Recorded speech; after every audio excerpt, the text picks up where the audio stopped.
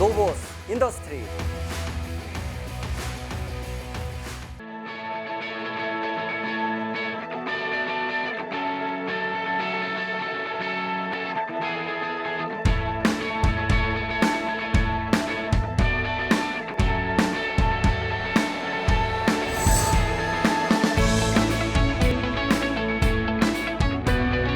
자, 안녕하십니까. 로보스 인더스트리 노사장입니다. 네, 레이브 모터스 박 사장입니다. 우리 오랜만에 만나네? 네. 그지? 3주 된 것 내가 한 같아요. 3주 가까이 휴가 갔다 오고. 네, 또. 3주 가까이, 3주는 아니고 2주.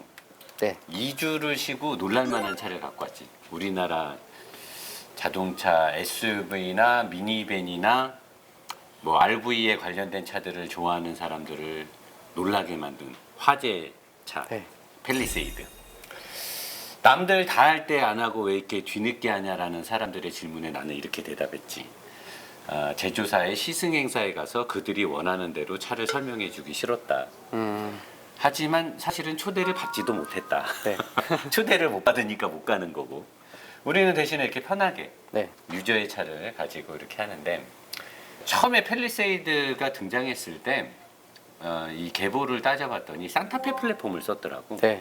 그래서 나는 그때 혼자서 그냥 중얼거렸어, 내 사무실에서.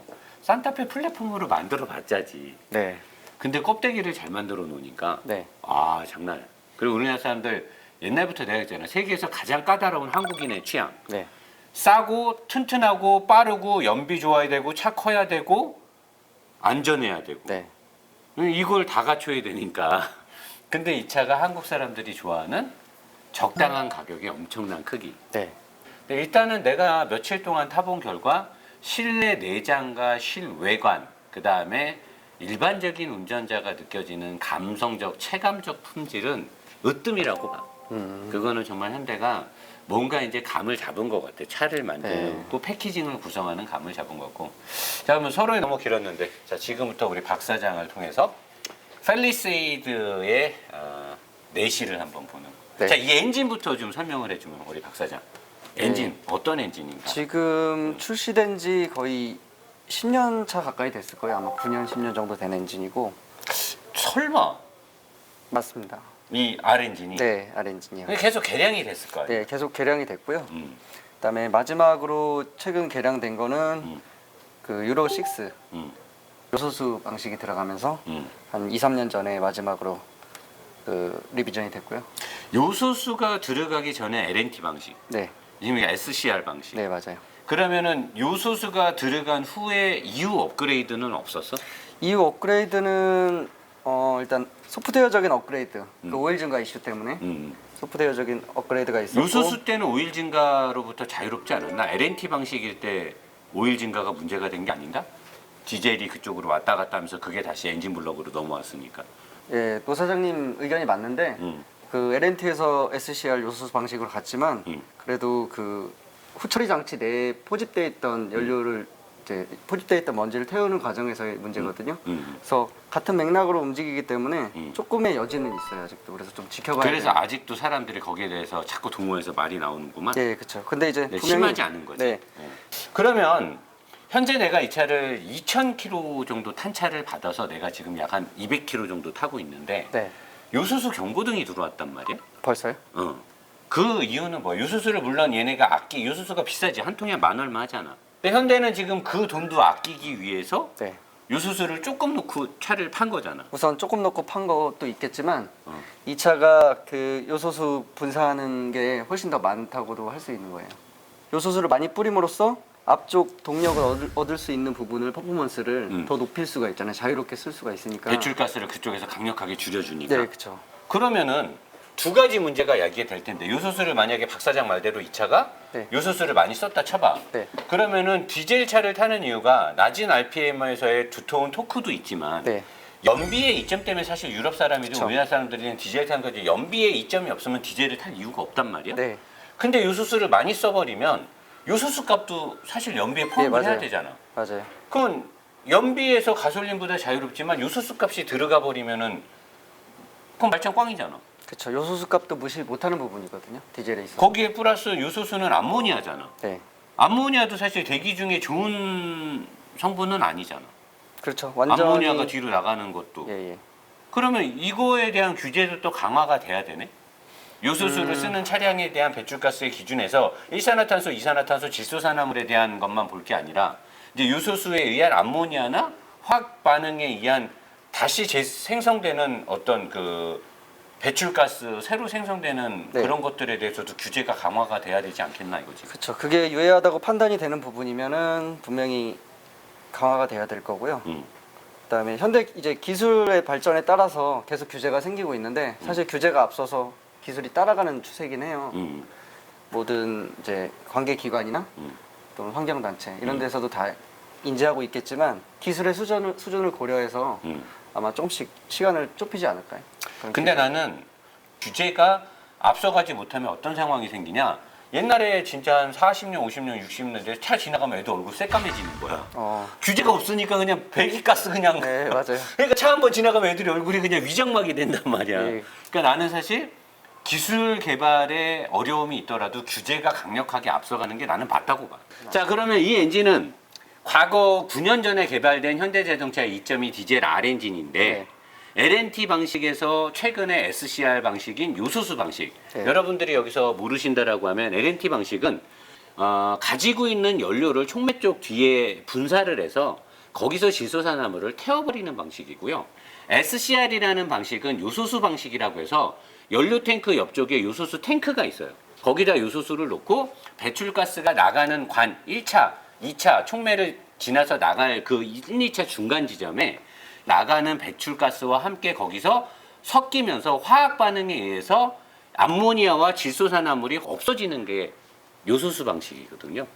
이해가 빠르시죠? 맞아요. 쉽게. 자, 그래서 이게 요소수 방식인데 박 사장 말대로 3년 정도 되면서 개량이 됐다. 네. 그래서 뭐가 좋아졌나요? 좋아진 거는 따로 없군요. 없다고 봐야죠. 없군요. 네. 그러면 팰리세이드는 산타페 엔진을 그대로 썼다고 네, 봐도 맞아요.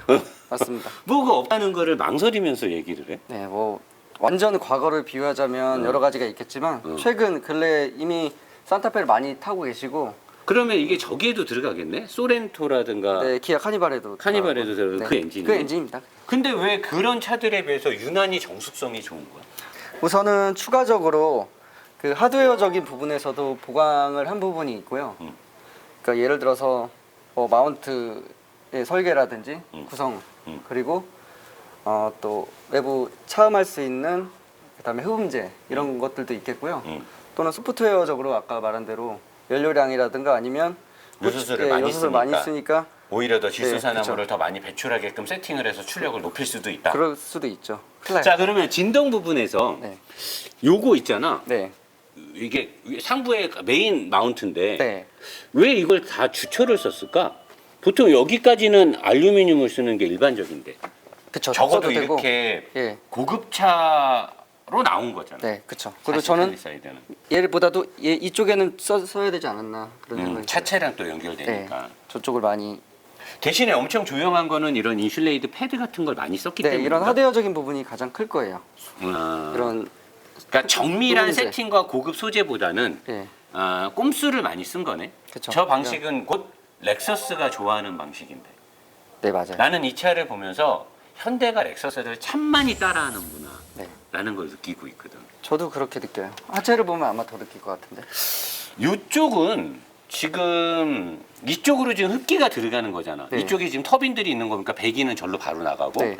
흡기야. 자, 최초 공기가 이리로 들어와서 필터를 거쳐서 네. 터빈으로 가서 펌핑이 돼서 이제 밑으로 가는구나. 네, 밑으로 다시 밑으로 가나 일로 가나? 일로 가네. 펌핑이 된 압축된 공기가 일로 네. 가서 전치식 인터쿨러를 밑으로. 네, 세로로 세워놨어요, 얘는. 근데 원래 공기는 대기에서 밑에서 위로 올라가는 성질이니까 얘가 원래 밑으로 가서 밑으로 나와서 올라가서 흡기 인테이크로 가는 게 정상 아닌가? 어떻게 이렇게 와서 밑으로 내려가서 밑에서 다시 일로 가게 했지?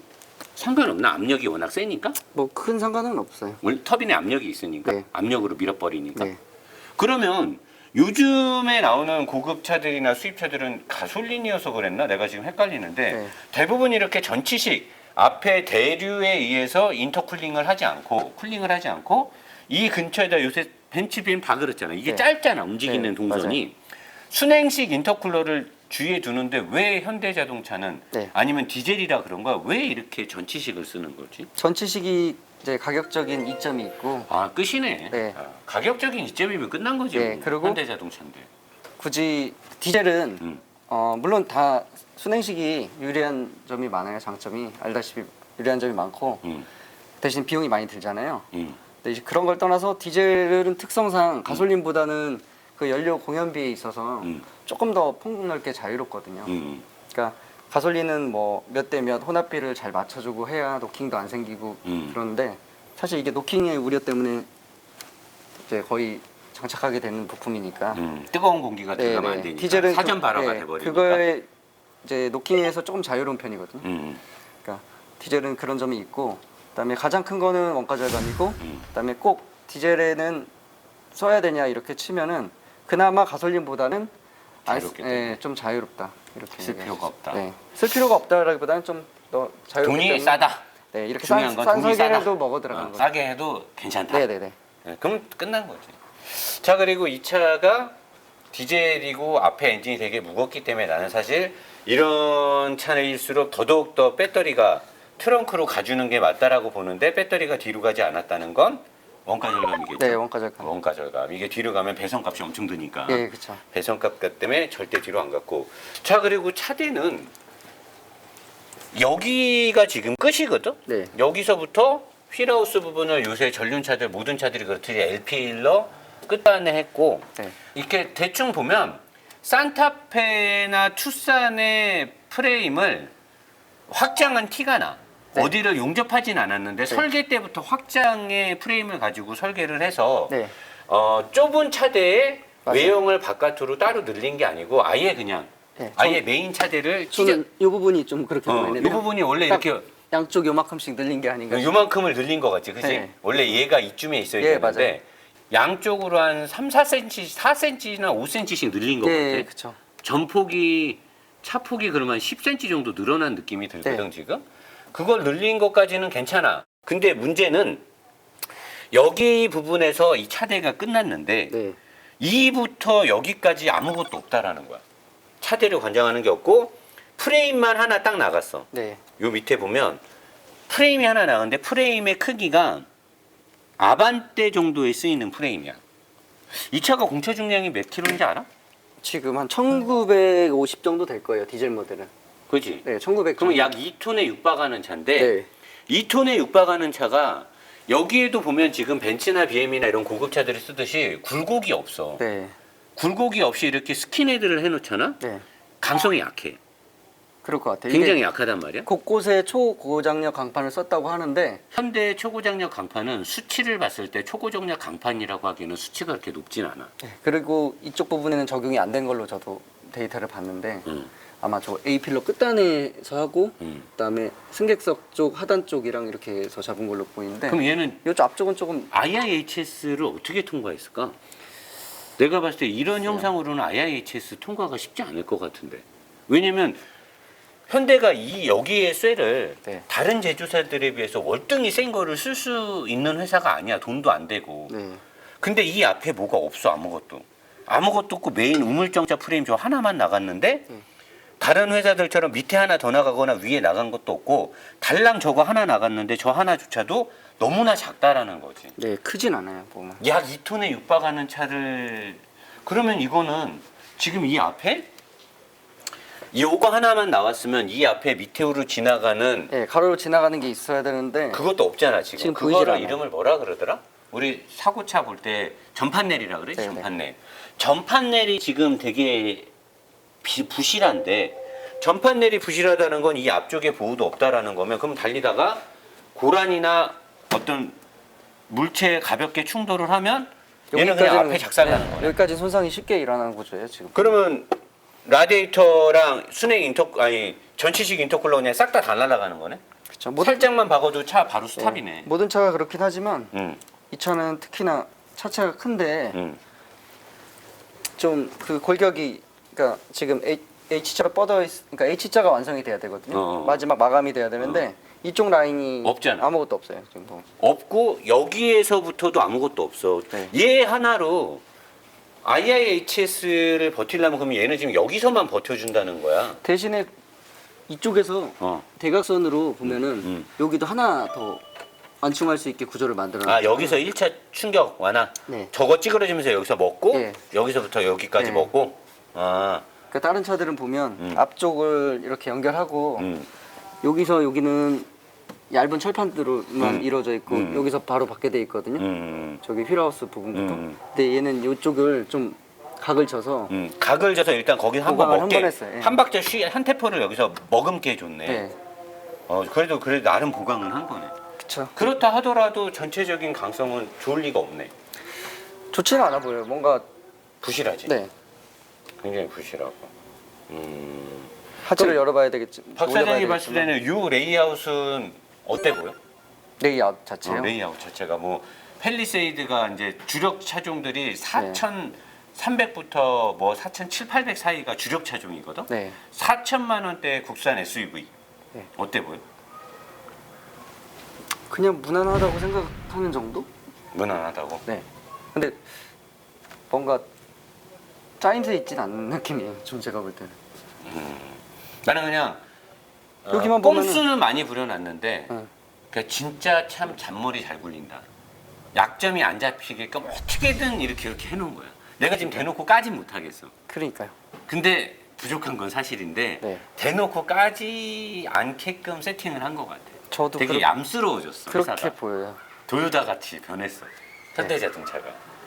자 그럼 옆으로 넘어가겠습니다. 네. 자 이제 엔진룸 안을 보고 옆으로 왔는데 우리 햇살이도 오랜만에 나와요. 네. 네. 복장이 좀 이렇게 불량한 건지 불량해요? 섹시한 건지 섹시하진 모르겠는데. 않은 것 같아요. 아직 여름이 안 와서. 집중을 못하게 하네. 집중을 진짜요? 못하게. 집중하세요. 뭐 하는 짓이야? 집중하라고. 자, 이 차주분이 언더 코팅을 했네. 네. 언더 나와서 코팅. 하신 것 같아요. 나와서 검정색으로 언더 코팅을 좀 하셨는데 일단은 이 언더 코팅이 검정색을 한 거고 네. 그래 원래대로 봐도 도포를 좀 잘 해놨어. 네. 기존의 현대차 같지 않게 도포를 잘 해놨고 네. 서스펜션은 차체 크기나 중량 대비해 보면 굉장히 좀 스포티한 느낌으로 달려있네. 그런 것 같아요. 스프링도 뭔가 좀 이렇게 쿠션이나 승차감을 위한 것 같진 않고. 네. 그러니까 이런 걸 보면 이제 스프링 각 단의 크기는 넓어서 승차감처럼 보이는데 코일 자체가 굉장히 두껍거든요. 지금. 그치. 그리고 쇽도 두껍고요. 두껍고 짧고. 요 정도 차에 쓰기에는 나는 쇽이 좀 짧다고 봐. 네. 더 저도. 길게 갈 수도 있을 것 같은데 네. 요 정도 차 크기엔 되게 짧은 단단하게 것 할 수밖에 없었을 거예요. 일단은 2톤에 가까운 무게니까 같고. 그 물렁하게 할 수는 없잖아요. 거동이 더 이상해지니까. 음. 그래서 어떻게 보면 또 필요한 부분도 있을 것 같기도 해요. 좀. 이게 정확하게 내가 시청자들한테 알려주고 싶은 건 네. 사람들은 맥주만 형님이 왔기 때문에 이 차의 뭐 무게중심도 뭐 과학적인 지오메트리가 됐을 거고 네. 롤센터도 올라가고 뭐 좋을 거다라는 기대를 되게 많이 해. 네. 또 각 리뷰어들도 현대에서 뿌려준 자료를 가지고 마치 자기들이 이 차를 보면서 그걸 느낀다는데 절대 이 차는 그런 차가 아니거든. 나는 오늘부로 대한민국에서 팰리세이드를 생각하고 있거나 타시는 분 기다리는 분한테 정확하게 알려주고 싶은 건 이 차는 철저하게 판매 중심적으로 만들어진 차지 절대로 지오메트리나 운동 성능이나 설계가 잘 된 차는 아니라는 점. 이건 노사장의 단독 발언으로 책임지고 가도록 하겠습니다. 절대 그렇게 설계된 차가 아닙니다. 이 차는. 박 사장, 네. 요 차대도 지금 사실 별로 튼튼할 게 없잖아. 네. 요 차대에서 지금 앞으로 나가는 골격이 요 빔 하나밖에 없잖아. 여기 지나가는 빔. 네, 그렇죠. 그 외에 지금 이 차체가 그냥 구성을 하기 위한 그 껍데기인 거지. 이게 지금 우리가 그동안 봤던 좋은 차들의 차대처럼 네. 훌륭한 뭐 메인 프레임의 역할을 하는 건 아니잖아. 네, 그렇죠. 튼튼하게 만들어졌다고 설계됐다고 보기는 좀 어려워요. 거기다 플러스 요 차가 지금 2톤에 육박하는 차인데 전륜구동 우선 방식이기 때문에 엔진과 미션이 가로로 있단 말이지. 네. 그러면 이쪽 부분에 무게 편중이 굉장히 지금 많을 거란 말이야. 네. 근데 이 많은 부분에 하체, 발목 겸 무릎과 발목을 만들어주는 그곳인 서브 프레임이 네. 아반떼 거와 별반 차이가 나지 않는다는 거지. 물론 아반떼의 비유는 현대에 대한 모욕인데 네. 그래봤자 소나타 비에도 별로 그렇게 좋아 보이지 않아. 크기만 좀 커졌을 뿐 구성이라든가 음. 전체적인 이 차체의 크기에 비례했을 때 결코 크거나 이제 다른 구성은 아니에요. 이 특별한- 서브 프레임의 차체와의 연결 부위가 요거 한 앞부분에 요거 하나야. 네. 요거 하나가 꽂혀져 있고 뒷부분에 이제 볼트로 체결이 돼 있는데 보통은 내가 차를 말할 때 서브 프레임이 딱 포 방열하듯이 엔진을 중심에 두고 앞 뒤로 동서남북으로 서브 프레임이 딱 지지가 돼서 그 네. 중심에 바퀴를 달아야 되는데 얘는 지금 바퀴의 중심 부분에 뒤편으로 서브 프레임이 끝났다는 네, 거지. 맞아요. 그러니까 요 앞으로는 지금 어떠한 지지가 없다라는 거예요. 네.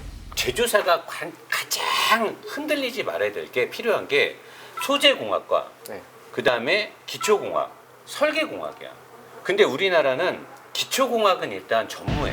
왜? 우리나라는 쇄국 정책 때문에 네. 선진 문물의 기술 도입이 되게 늦었어. 그리고 차를 되게 늦게 만들었잖아. 그쵸. 그러니까 내가 늘 노사장이 말하는 축적된 데이터베이스가 기초공학에서 나오는 건데 기초공학이 부실하단 말이에요. 현대자동차는. 근데 도요타나 이런 애들은 1920년대, 30년대부터 차를 뛰어들었기 때문에 네. 걔네는 축적된 데이터베이스에서 기초공학을 깔고 가. 그러면 일본 애들은 독일 애들처럼 소재공학에 큰 투자를 안 해. 일본 애들은 알루미늄이나 비싼 비철을 쓰질 않는단 말이야. 근데 우리나라는 어때? 우리나라는 일단 소재공학에서 관심은 있으나 단가 때문에 소재공학을 못 하는 거야. 그쵸. 그럼 여기서 승부수가 갈라지는 건 이제 설계공학이야. 설계공학에서는 어느 정도 갖고 간다 치는데 그렇다 하더라도 설계공학을 아무리 잘한다 하더라도 기본이 되는 베이스의 설계를 이렇게 부실하게 하면 안 된다는 거지. 그러니까 이런 차들이 뭐냐면 4천, 5천만 원대의 크기를 갖고 소비자들한테 차를 팔아야 되니까 기초 설계라든가 어떤 지오메트리 특성을 내가 봤을 때는 그냥 무시하고 가는 것 같아. 무시하고 보여지는 상품성과 옵션과 패키징으로 소비자를 현혹하는 거지. 그렇죠. 근데 대부분의 소비자들은 거기에 넘어간다는 거지. 네. 안타까운 현실이죠. 박 사장은 이 브레이크를 어떻게 봐? 난 지금 입이 근질근질하거든. 네. 이거 어떻게 봐야 돼? 일단 디스크는 작진 않지. 네, 작진 않고 투피스톤도 들어가고 음. 하지만 뭐 특별한 건 없어요. 뭐 도풍을 하는 장치라든지 이런 부분도 없고. 패드가 너무 작고 네. 이 정도 차체의 전륜 우선 방식이면 여기에 상당 부분 우리 박 사장이 예전에 말할 때 브레이크의 하중이 여기에 더 많이 걸리잖아. 그쵸. 한 7대3, 뭐 8대2 정도 될 것 같은데 그러면 적어도 냉각계통에 어느 정도 신경을 이거 지금 벌써부터 열 먹는 거 아니야? 조금씩 먹고 열 있는 먹는 느낌인데. 거잖아. 그지? 네. 지금 2,000km 정도 탔다고 했잖아요. 2,000km. 아직도 지금 이 면이 그대로 있는데 보면 가공면이 이거는 딱 보면 제동 성능은 포기하고 대신에 소음을 줄이고 그다음에 오래가게. 그러니까 이게 뭔가 실질적으로 안전과 그 안전이나 별개로 그쵸. 소비자의 만족 소음이 안 나고 부드럽게만 하기 위해서 그렇죠, 맞아요. 딱 걸렸어 현대 아주. 그리고 대신에 전체적인 요거는 확실하게 알루미늄이더라고. 네, 맞아요. 너클함을 알루미늄을 씀으로써 전체적인 차체의 승차감, 바퀴를 타고 안으로 들어오는 승차감을 위해서 여기 너클. 요거는 도요타나 렉서스에 비해서 그래도 현대가 네, 양심이 있는 거야. 잘한 부분. 현대는 이거 3천만 원짜리 넘어가는 차에는 현대는 대부분은 다 너클함은 알루미늄을 쓰고 네. 있더라고. 그러니까 얘는 단계별로 딱 아주 잘 잘라야지. 쪼개놨나 봐요. 그래서 이 정도 가격대면 이거. 이걸 도입하고 안 하고를 어. 아예 그 저기가 있나 봐요. 툴이. 그리고 앞쪽에는 완전히 플라스틱은 아니네. 약간 고무 재질이 섞여 있는 플라스틱을 넣었어. 네, 연질로 연질로 돼 있지. 플라스틱인데. 이렇게 하면 승차감도 잡고 네. 그 다음에 또 뭐 내구성도. 사실 네. 여기 부직포를 넣어버리게 되면은 앞바퀴는 많이 움직이니까. 네, 맞아요. 그러니까 이게 크니까 요거는 또. 잘했네. 그것도 잘했고 안에 인슐레이션 패드, 그 소음 방지 패드가 잘 들어가 붙여져 있더라고요. 있지? 그 문제가. 브레이크 근데 요건 다 부족한데 이거는 그래도 마음에 드네. 네. 얇지는 않네. 이렇게 해놓으면은 냉각계통으로부터의 어떤 직접적인 바람을 덜 받아도 얘가 이 자체로 버텨주는 게 좀 생기더라고. 네, 그리고 크다 보니까 음. 강성도 있고 이래서 과거에는 많이 급브레이킹하고 이러면 떠는 현상이 떠는 많은데 현상이 생겼잖아. 그런 내구성은 많이 확보될 것 같아요. 요거는 괜찮네. 네. 자, 뒷바퀴로 가겠습니다.